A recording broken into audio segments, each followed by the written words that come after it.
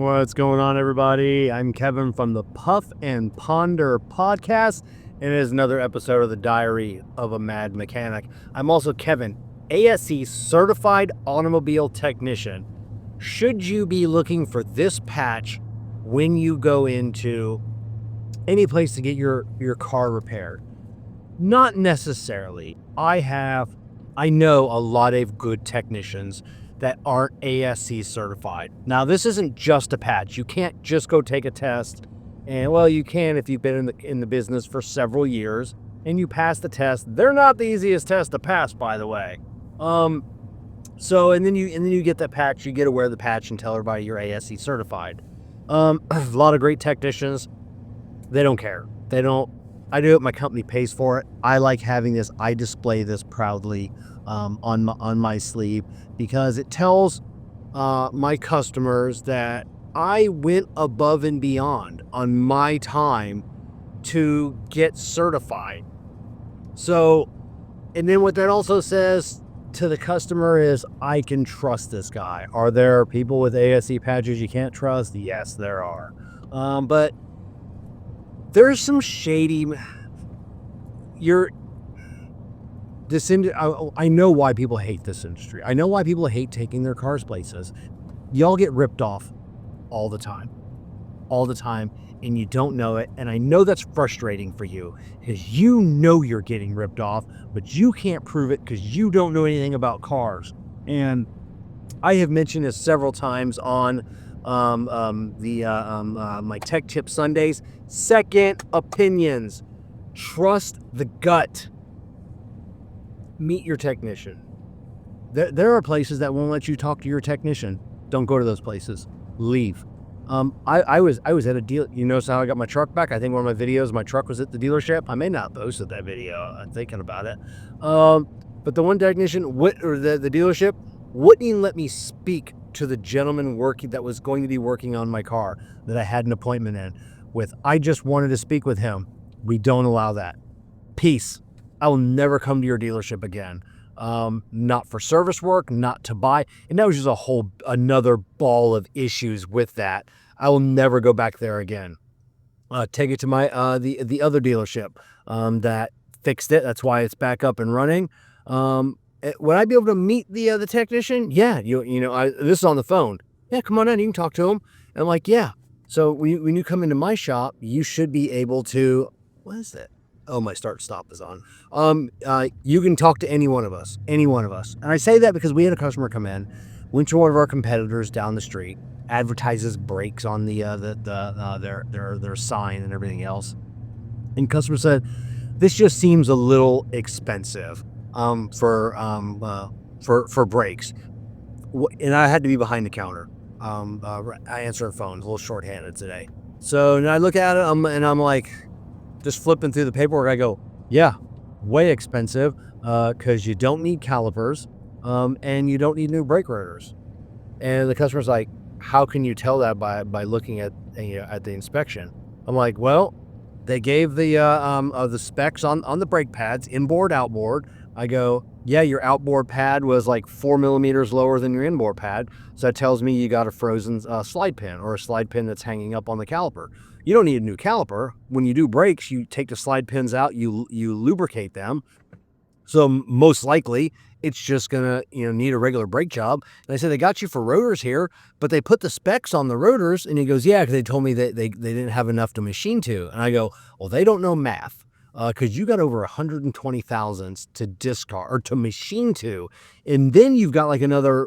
I didn't look, or because I didn't know because it wasn't on there. Usually 30 to 60 thousandths to discard, and I go, I'm only gonna take off like 30 thousandths if they're really bad.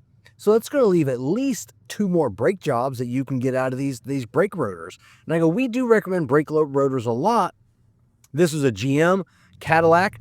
Big, thick brake rotors, and I go, yeah, you don't need any of that. I go, looking at the pads, you do need brake jobs, front and rear. They need to be done. You can machine the rotors, and it was like $1,400, whatever it was, and we ended up doing it. I think everything it was well under $500 for all the parts, the labor, and everything else, and Thankfully, that person got a second opinion. But if you got a good salesman that's very confident in what he does, he can sell you anything. I'm a good technician. I'm a great salesman. I can sell a ketchup popsicle to a woman in white gloves, but I don't do that. But there's not a lot of me out there, and that's what makes me ashamed to be in this industry sometimes, because there's not a lot of me out there. Well, there are a lot of me's out there in the grand scheme of the whole industry, but it seems like there's not. There's more of the other ones that we see. But meet your technician, because we've had in the past people come through our shop and other shops, and because we all talk, and they'll get hired in a shop, and then someone will bring a car in, and it happens. It doesn't happen a lot, maybe once every 6 months, maybe once every 9 months, and we'll get an estimate. We'll see so and so on the ticket. We're like, oh, well, that guy's a mechanic now. We'll go, hey guys, come look who inspected a vehicle. And it's like, if you only met that kid, you would never let him work on your car. Just meet the technician. You have a gut instinct. Size him up. Size him up. You look at me. You come in. I look like a mechanic. Beard, tattoos. Got the sleeve patch. Got all my pens in here. Got my back brace on. Got my headband on, and I look like a mechanic. The mechanic you see in the movies, doing a good job. That's what I look like. And then I've told you before, I go to other shops. I have friends that work at other shops, friends of mine that own other shops. And I look at some of these people, and it's like, good thing you're in the way back. And because you do not look like you need to be working on cars. The guys that, have like 6 beers and lunch, like you meet those guys, those guys. And I always say guys, because there are a few girls, women. I don't know any in my area. We don't have any women technicians that I know of, mechanics, that any shop I've been to. It's just not a thing here.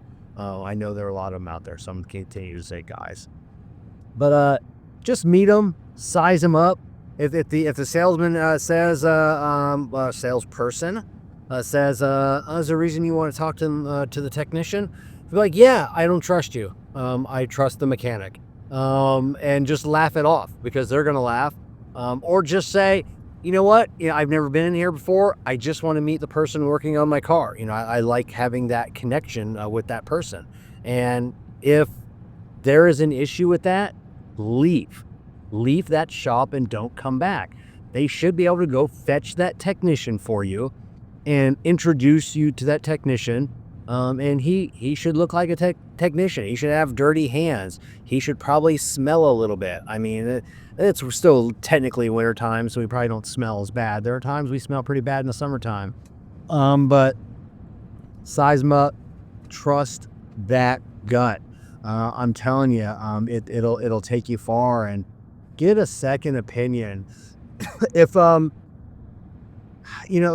sometimes it's hard, because people, sales staff, even mechanics, they'll try and scare you. Oh, you're metal to metal. That's a term in the industry. Metal to metal, you're gonna die. You can have it towed out of here if you want. I can't let you go legally. That's a lot. It's like, all right, so call the police. Call the state troopers. Let them come down and do an inspection. But usually it never comes to that. But it like the threats and things like that. That's just another thing that, they're lying to you. Just get a second opinion. It's just, that's all I can say. Get a second opinion. Trust your gut. If the guy doesn't look like he should be working on cars, even if you don't know what that is, don't let him work on your car. Go somewhere else. I keep repeating it. I've said it 10,000 times in my career doing this. Trust your gut. It will never steer you wrong. Ever. All right, that's all we got for today. You're getting ripped off whether you know it or not. Just throwing that out there. Try and minimize getting ripped off the best you can. But at the end of the day, there's nothing you can do. You're being taken advantage of. See ya.